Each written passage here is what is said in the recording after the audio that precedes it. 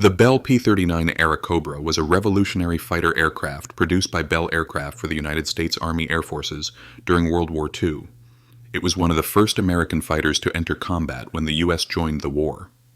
Designed with a unique layout, the P-39 featured its engine behind the pilot, connected to a nose-mounted propeller through a long drive shaft. This design allowed for a powerful 37mm cannon to be mounted in the nose, firing through the propeller hub. This setup gave it unmatched firepower for its time, but the cannon was prone to jamming and had limited ammunition.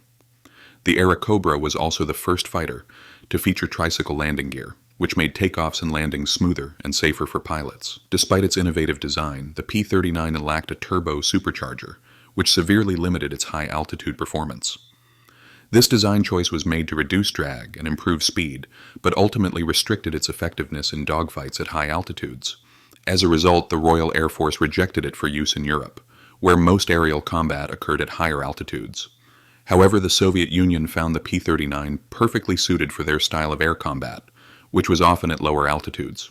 Through the Lend-Lease program, the Soviets received over 4,700 Airacobras, making them the largest user of this aircraft. They used it primarily for air-to-air combat rather than ground attacks, taking advantage of its firepower and agility. Soviet pilots mastered group aerial fighting tactics, allowing them to dominate German aircraft, like the Messerschmitt Bf-109 and Focke-Wulf FDU-190. The Soviets appreciated the P-39's durability, reliable radio systems, and powerful nose-mounted cannon, which was deadly in skilled hands. Aleksandr Pokryshkin, one of the highest-scoring Allied aces, flew the P-39 and scored 47 of his 59 confirmed kills with it. His achievements showcased the aircraft's potential when used strategically. 5 of the top 10 Soviet aces flew Airacobras, proving its effectiveness in the right tactical environment. In the Pacific theater, the P-39 served with mixed success. It was outperformed by Japanese fighters like the A-6M0 at higher altitudes, but was highly effective in ground attack, rolls, and low-level dogfights. Pilots of the 5th Air Force and the Cactus Air Force used the Airacobra for strafing runs and bombing missions against Japanese positions. Its 37mm cannon was particularly effective in destroying enemy vehicles and bunkers. However, its limited high-altitude capability meant it was gradually replaced by more capable fighters like the P-38 Lightning and P-51 Mustang.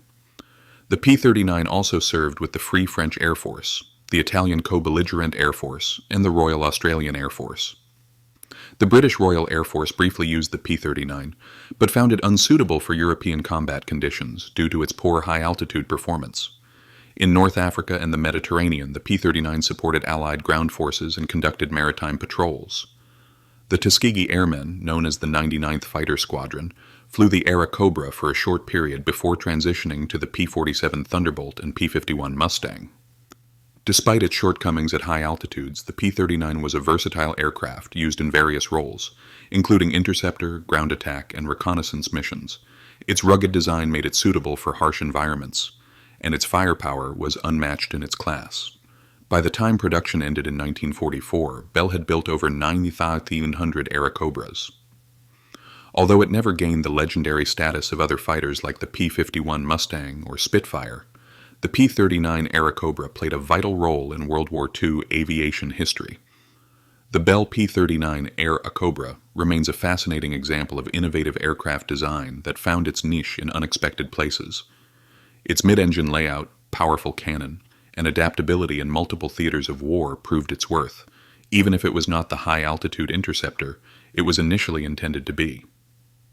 Today, the Airacobra is remembered as a groundbreaking fighter that contributed significantly to the Allied victory.